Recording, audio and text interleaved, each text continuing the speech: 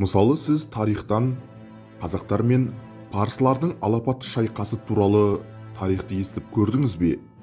Бұл оқиға атақты Қасым ханның тұсында болған еді.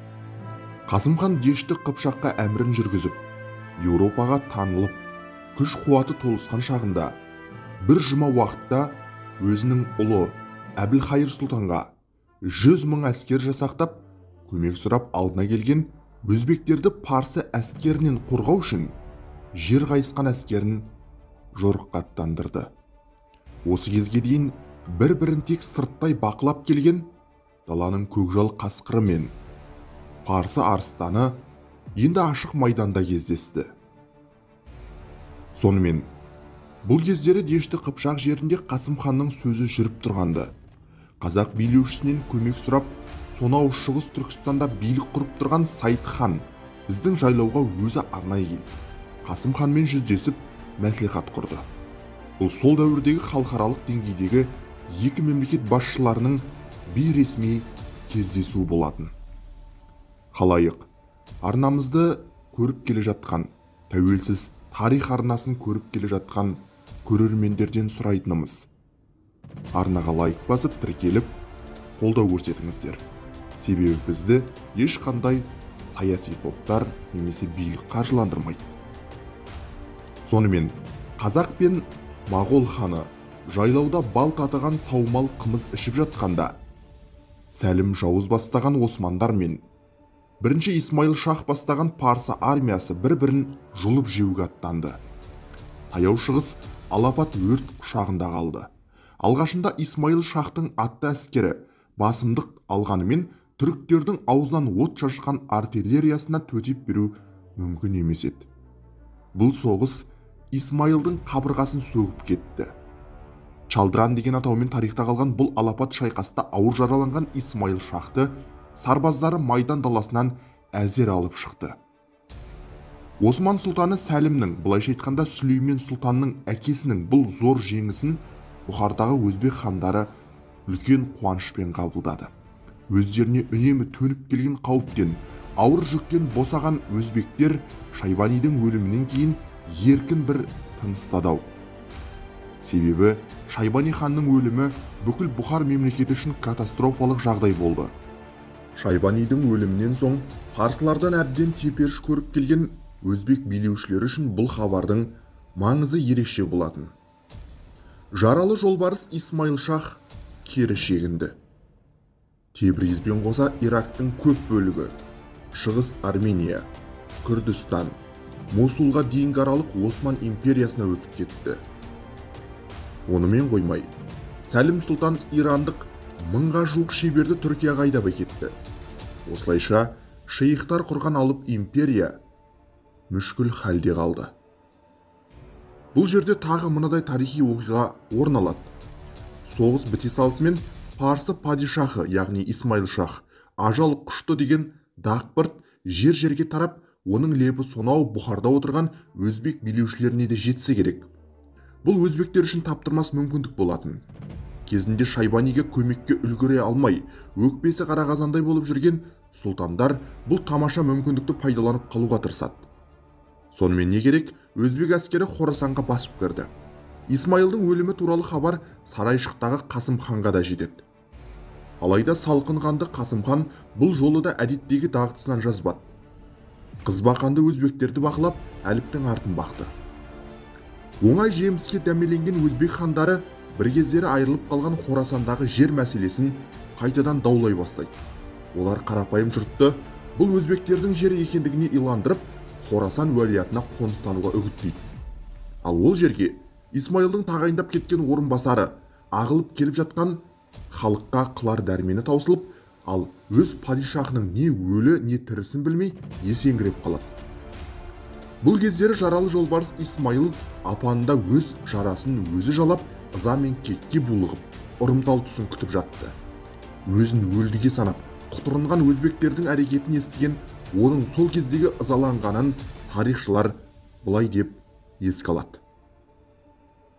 Егер Шайбаниді өлтіргенім рас болса, осы жолы да Хорасанды өзбектерден бір жолата тазартам деп 12 шиға имамның атымен ант етемін. Әкесі мен ағасын көзінше өлтірген, өзі әзер аман қалған сол аянышты түннен кейін арада 15 жыл уақыт өтіпті. Оның өткір жанары сол жылдарды бір шолып өтті. Тәж бен сордың арасы бірақ адым екенін ол енді түсінгендей. Осындай қиын күндері оның болашақ тақ мұрагері бірінші Тахмасып ханзада дүниеге келді. Аз уақыт ішінде 30 мың әскер жинаған жаралы Исмайыл кідірместен Хорасанға жүріп кетті. Бұл жолы ол Бабырмен де, өзге темірліктермен де одақтаспады. Осман сұлтанында кеткен өшін өзбектерден алуға ұмтылғандай. Өзіне қарсы Парсы әскерінің жақындап қалғанын естіген Балық әміршісі Жәнібек сұлтан есі шығып, қаланы тастап, Бұхарға қарай жүріп кетеді. Бұхара билеушісі Байдолла хан былай дейді: Самарқанға барайық, сонда бір шешімге келерміз деп ұсыныс жасайды. Сол бетімен Самарқанға келіп, Мұхаммед Темір сұлтан үшеуі ұзақ кеңесті. Соңында жасы үлкен, орталарындағы ақсақал Жәнібек сұлтанды Дешті Қыпшақтың әміршісі Қасым ханға көмек сұрауға жіберейік деген олар мынадай шешімді айтады. Естуімізше Шыңғыс ханның мұрагері Қасым хан өзінен жасы үлкендерге құрмет көрсетеді екен. Сондықтан Жәнібек сұлтан ханға лайықты көптеген сыйлық алып, алдына көмек сұрап барсын деген шешімге тоқтайды. Осылайша өзбектер не де болса бетімізді қайтармас деп, қазақтар билеушісі Қасым ханнан көмек сұрауға бел байлайды. Жұмбаққа толы Дештінің шексіз даласында отырған Қасым хан адамдарын жіберіп елшілерді күтіп алады. Өзбек елшілері Қасымның Еділ бойындағы ордасына келіп жетеді. Осы кезге дейін тек әскери қуатына сырттай қанық болған елшілер ордаға кіргенде өзге әлемге енгендей таңырқап тұрып қалады. Олар Шыңғыс дәстүріне сай құрметпен басын төмен иіп, тізерлеген күйі үлкен ханға сәлем береді. Сол кезде бас елшінің көзі қақ төрде отырған ханға түскенде мынадай бейнелерді көргенді. Сіздерге нақты тарихи деректен үзіндіні оқып берейін. Алам Арай Шах Исмайыл кітабы былай деп жазады. Қараса, патша өзінің тағында дию іспеттеніп отыр екен. Тағы таза саф алтыннан жасалған екен. Тақтың төрт бұрышы арыстанның, жолбарыстың, қабыланның, аждаханың бастарымен және құстардың суреттерімен өрнектеліпті. Басына 70 мың Ирак тұманы тұратын әшекей тастармен көмкерілген Шыңғыс хандық үлгідегі бас киім киіпті.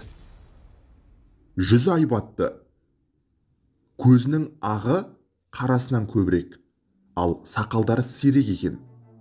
Бірінші тарам сақалы 3 жерден, бірі оң жақ ұрты тұсынан оң жақ омырауына, бірі сол жақтағы ұрты тұсынан сол жақ омырауына, бірі тура ортадан кіндік тұсына түсіп тұр екен. Бұл Шыңғыс ханның белгісі еді.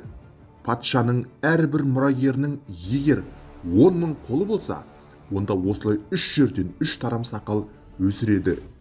Және оны патша өзінің мұрагері деп біледі. Халық та сол адамды өзінің қорғаушысы, патшасы, мүршиді деп біледі деп таңдана суреттейді. Сонымен қатар ханның 1200 әміршісі, яғни генерал бар екенін және олардың ішінде Байрам аталықтың орны ерекше екенін тілге тиек етіп өтеді. Бір сәтте елшілер Қасым ханнан сәл төменірек отырған ханның сүйікті ұлы Әбілқайыр сұлтанды көреді. Бұл туралы тарихи деректе, тарихи кітапта былай жазылған. Тақта ханның үлкен ұлы Әбілқайыр хан тізе бүгіп әдеп сақтап отырды.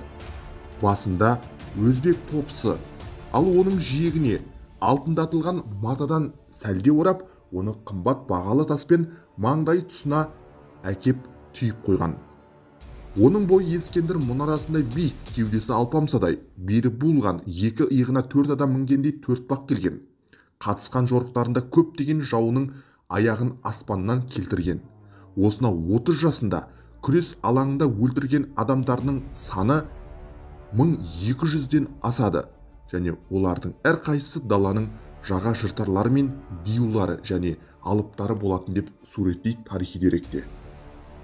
Өзбек елшілері сонымен қатар сол кездегі Қасым ханның мемлекеті, былайша айтқанда қазақ хандығының жер көлемі туралы да хабарлап қалдырады. Тарихи деректе былай жазылады: ханның шығыстағы, Түркістандағы басқа әміршілері солтүстікте Еділ бойына дейін, шығыста Дешті Қыпшақ, шетіндегі Ақжайран, онда Қытай еліктері бар және олардан хош иісті иіссу дайындалады. Аймағы оңтүстікте Ташкент даласы мен Баркент тауына дейін шамамен 1000-ға жуық қала мен қыстақтардың барлығының әкімдері Қасым ханның тарапынан тағайындалады. Халқының жартысы мұсылман, жартысы кәпірлер. Ал ханның өзі мұсылман, ханафи деп жазады. Сәлемдесу мен сыйлық тарту еткен соң елшілер келген шаруасына көшеді. Исмайылдың османдармен соғыста өлмегендігін, енді бар қаһарын өзбектерге төгуге келе жатқанын айта келіп, былай дейді: ешкімді қалдырмай қырып саламын деп жатыр деп Қасым ханға шағымданады.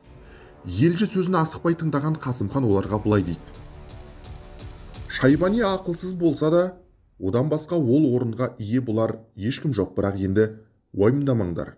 Ұлым Әбілқайыр сұлтанға қол жинап беріп, сендермен бірге аттандырамын. Қызылбастар Әмудариядан өтпей жатып ақ, шаңырақтары ортасына опырылып түсетін болады дейді. Осыны айтып, Қасым хан Байрам аталыққа былай дейді: барыңдар, әрбір үйден атқа мінер азаматтар осында жиналсын деп бұйырыңдар деген бұйрық береді. Қасым хан уәлияты өлкесі 1 жылдық жол, ал Еділ өзені 6 айлық жол болатын. Кейбір жерлерінде өзендер ағып, құстар сайрап, бұлақтар ағып жататын. Қасым ханның елі сонда мекендейтін. Аз күннің ішінде Қасым хан олардың ішінен 160 000 адамды таңдап алып, 5 қаруын асындырып, ұлы Әбілқайыр хан мен Байрам аталықты қосып, үлкен жорыққа аттандырды деп жазады тарихи кітапта. Ол жаралы жолбарыстың арыстаннан қауіптірек екенін жақсы түсінді.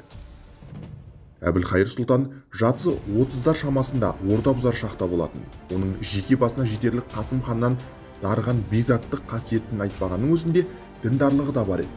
Өзін дін жолында күрескер ғази санайтын.